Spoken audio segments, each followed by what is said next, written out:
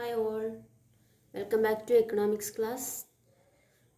Today we are going to discuss about production possibility curve, ഉൽപാദന സാധ്യതാ വക്രം. നമ്മൾ പഠിക്കുന്നത് ഉൽപാദന സാധ്യതാ വക്രത്തെ കുറിച്ചിട്ടാണ്.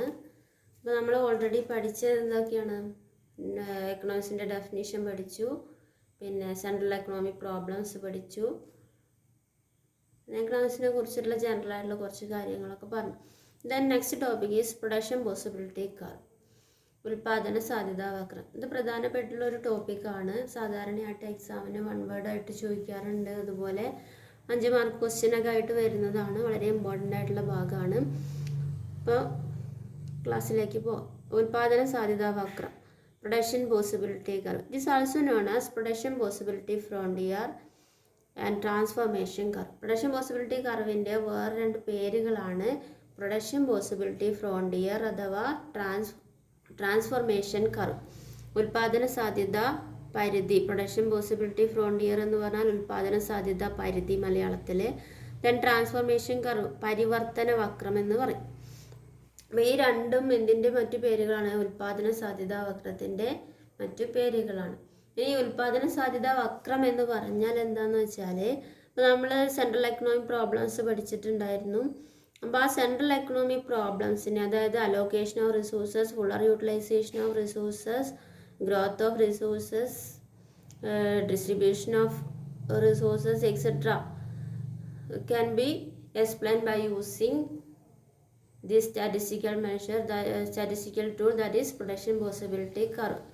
അതായത് സെൻട്രൽ എക്കണോമിക് പ്രോബ്ലംസിനെ റെപ്രസെൻ്റ് ചെയ്യാൻ വേണ്ടി ഉപയോഗിക്കുന്ന ഒരു സ്റ്റാറ്റിസ്റ്റിക്കൽ ടൂളാണ് എന്തെന്ന് പറഞ്ഞാൽ ഉൽപാദന സാധ്യത വക്രം, പ്രൊഡക്ഷൻ പോസിബിലിറ്റി കർവ് എന്ന് പറഞ്ഞിട്ടുണ്ടെങ്കിൽ. അപ്പോൾ ഈ ഉൽപാദന സാധ്യത വക്രത്തിൽ സെൻട്രൽ എക്കണോമിക് പ്രോബ്ലംസിനെയാണ് റെപ്രസെൻ്റ് ചെയ്യുന്നത്. ഇനി PPCയെ ഡിഫൈൻ ചെയ്യുന്നത് എങ്ങനെയാണെന്ന് നോക്കാം. അപ്പോൾ നമുക്കറിയാവുന്നതാണ്, ഉൽപ്പാദിപ്പിക്കാൻ വേണ്ടി നമുക്ക് എന്ത് വേണം? ഒരുപാട് റിസോഴ്സ് വേണം. ആ റിസോഴ്സ് ഉപയോഗിച്ചിട്ട് നമുക്ക് 1-2 വസ്തുക്കളെല്ലാം ആവശ്യമായിട്ടുള്ള ഓരോ നിത്യജീവിതത്തിൽ നമുക്ക് എന്തുണ്ട്? ഒരുപാട് വസ്തുക്കൾ ആവശ്യമായിട്ട് വരുന്നുണ്ട്. പക്ഷേ ഈ ഗ്രാഫിൽ നമുക്ക് എന്ത് ചെയ്യാൻ പറ്റില്ല? പല വസ്തുക്കളെ ഒന്നിച്ചിട്ട് റെപ്രസെൻ്റ് ചെയ്യാൻ പറ്റില്ല. എക്സിലൊരു വസ്തുവിനെ അതുപോലെ വൈയിലൊരു വസ്തുവിനെ ആയിട്ടാണ് റെപ്രസെൻ്റ് ചെയ്യാൻ പറ്റുള്ളൂ. അപ്പോൾ അത് വെച്ചിട്ടാണ് ഇവിടെ പ്രൊഡക്ഷൻ പോസിബിലിറ്റി കർവ് എന്താണെന്നുള്ളത് പറയുന്നത്. It is defined as the locus of points of combination of 2 goods which an economy can produce with available resources and given level of technology. അതായത് ഉൽപാദന സാധ്യതാ വക്രം എന്ന് പറഞ്ഞാൽ എന്താണ്?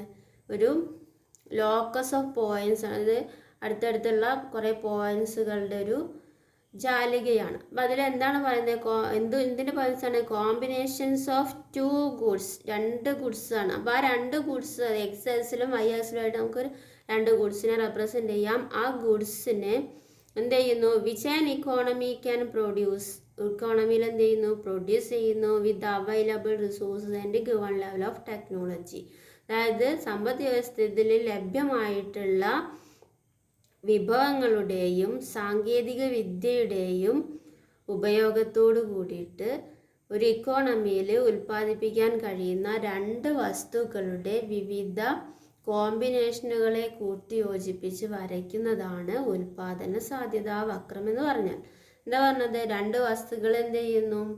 ഉൽപ്പാദിപ്പിക്കുന്നു. എങ്ങനെ ഉൽപ്പാദിപ്പിക്കുന്നു? By using available resources and given level of technology. Available technology, ലഭ്യമായിട്ടുള്ള സാങ്കേതിക വിദ്യയും റിസോഴ്സും ഉപയോഗിച്ചിട്ട് ഉൽപ്പാദിപ്പിക്കുന്ന 2 വസ്തുക്കളുടെ വിവിധ സംയോഗങ്ങളെ കൂട്ടിയോജിപ്പിച്ച് വരച്ചതാണ് എന്തെന്ന് പറഞ്ഞാൽ ഉൽപാദന സാധ്യതാ വക്രം. Here we can see that A, B, C and D are different combinations.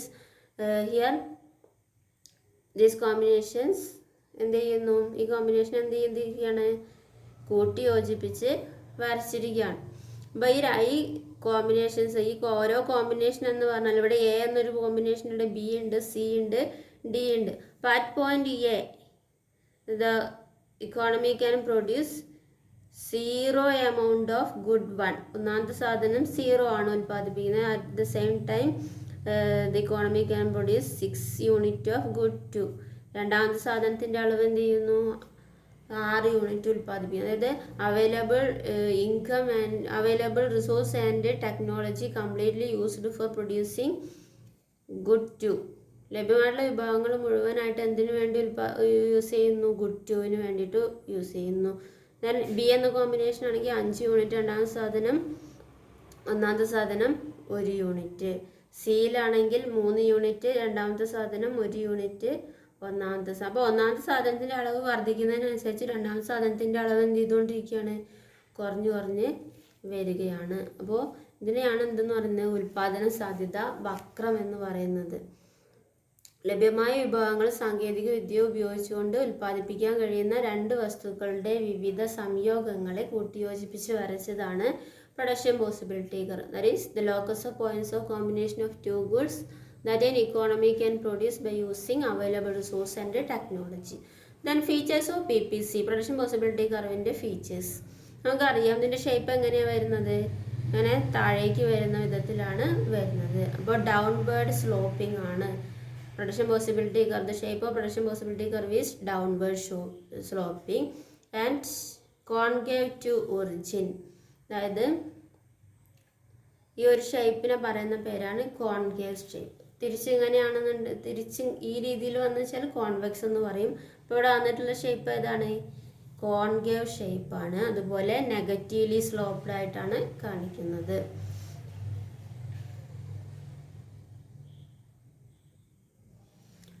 Next one graphical representation of central economic problems. PPCയിൽ വരുന്ന അടുത്ത ഭാഗമാണ് സെൻട്രൽ എക്കണോമിക് പ്രോബ്ലംസിനെ എങ്ങനെയാണ് ഗ്രാഫിക്കൽ രൂപത്തിൽ റെപ്രസെൻറ്റ് ചെയ്യുന്നത്. നമ്മൾ PPC എന്ന് പറഞ്ഞു. PPCയിൽ എന്താ സംഭവിച്ചിട്ടുള്ളത്?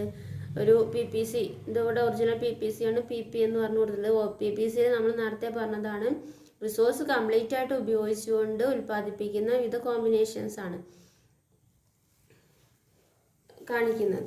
ഇവിടെ സെൻട്രൽ എക്കണോമിക് പ്രോബ്ലംസിനെ റെപ്രസെൻറ്റ് ചെയ്തിരിക്കുകയാണ്. നമ്മൾ നേരത്തെ പറഞ്ഞു സെൻട്രൽ എക്കണോമിക് പ്രോബ്ലംസ് എന്ന് പറഞ്ഞാൽ fuller utilization of resources, efficient utilization of resources, growth of resources, distribution of resources, allocation of resources എന്നൊക്കെ പറഞ്ഞു. അപ്പോൾ ഇതിനെ എങ്ങനെയാണ് ഈ ഒരു ഗ്രാഫ് രൂപത്തിൽ റെപ്രസെൻറ്റ് ചെയ്യുന്നത്?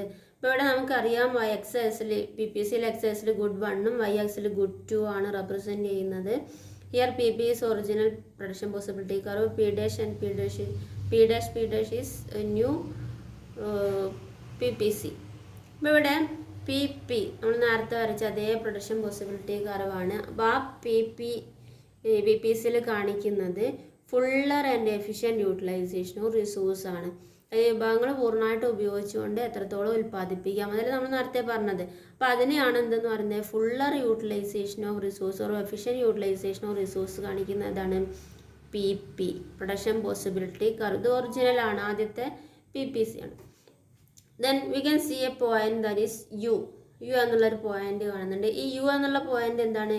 It is under PP production possibility കർവിൻ്റെ ഉള്ളിലാണ്. എയും ബിയും സിയും ഒക്കെ പ്രൊഡക്ഷൻ പോസിബിലിറ്റി കർവിലാണ് വരുന്നത്.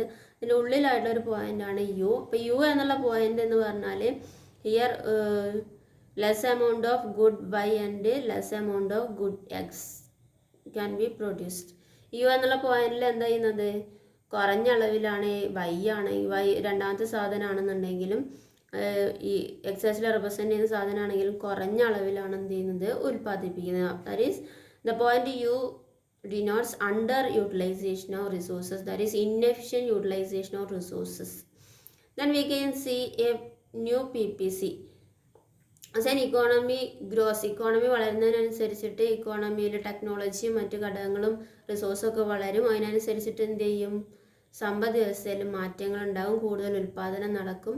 അപ്പോൾ അതിനനുസരിച്ചിട്ട് PPC also shifted to right side, that is P dash represent growth of resources. പുതിയ production possibility curve growth of resources, വിഭവങ്ങളുടെ വളർച്ചയാണ്, സമ്പദ് വ്യവസ്ഥയുടെ വളർച്ചയാണ് കാണിക്കുന്നത്. അപ്പോൾ ഇത്രയും കാര്യങ്ങളാണ് നമ്മൾ ഇന്ന് ചർച്ച ചെയ്തിട്ടുള്ളത്. അതായത് PPC എന്താന്ന് പറഞ്ഞു, PPCയുടെ മറ്റു പേരുകൾ പറഞ്ഞു. അപ്പോൾ പിന്നെ അതിൽ ഒരു അഡീഷണൽ ആയിട്ട് പറയാൻ മറന്നുപോയൊരു കാര്യമുണ്ട്. എന്താണെന്ന് വെച്ചാൽ ഇവിടെ പറഞ്ഞു 6 യൂണിറ്റ് രണ്ടാമത്തെ സാധനം, ഒന്നാമത്തെ സാധനം 0 യൂണിറ്റും ആണെന്ന് പറഞ്ഞു. അത് എ എന്നുള്ള പോയിന്റ് ഇതിൽ 0 1 യൂണിറ്റ് ഒന്നാമത്തെ സാധനം, 6 യൂണിറ്റ് രണ്ടാമത്തെ സാധനം. ഇവിടെയാണെന്നുണ്ടെങ്കിലും ഒന്നാമത്തെ സാധനം 1 യൂണിറ്റ്, രണ്ടാമത്തെ സാധനം 5 യൂണിറ്റ്. ഇവിടെ രണ്ടാമത്തെ സാധനം ഒന്നാമത്തെ സാധനം 2 യൂണിറ്റ്, രണ്ടാമത്തെ സാധനം 3 യൂണിറ്റ്. ഇവിടെ 3 യൂണിറ്റ് ഒന്നാമത്തെ സാധനം, 0 യൂണിറ്റ് രണ്ടാമത്തെ സാധനമാണ് ഉൽപ്പാദിപ്പിക്കുന്നത്. ഉൽപ്പാദിത സാധനങ്ങളുടെ അളവാണ് രേഖപ്പെടുത്തിയിട്ടുള്ളത്. ഈ ഓരോ കോമ്പിനേഷനെയും പറയുന്നതാണ് പ്രൊഡക്ഷൻ പോസിബിലിറ്റി സെറ്റ്. ഈ 0 6 എന്നുള്ളൊരു കോമ്പിനേഷൻ, 1 5 2 3 3 0, ഈ ഓരോ കോമ്പിനേഷനെയും പറയുന്ന പേരാണ് പ്രൊഡക്ഷൻ പോസിബിലിറ്റി സെറ്റ്. അപ്പോൾ പ്രൊഡക്ഷൻ പോസിബിലിറ്റി ഫ്രോണ്ടിയർ, അതുപോലെ production possibility curve, production possibility transformation curve, ഇതൊക്കെ ഒരേ ടൂൾ തന്നെയാണ്. ഇതിന് പല പല പേരുകളാണ്. PPC is also known as transformation curve and production possibility frontier. Then production possibility curve എന്ന് പറഞ്ഞാൽ it is A locus of points of combination of two goods which an economy can produce by using available resources and technology.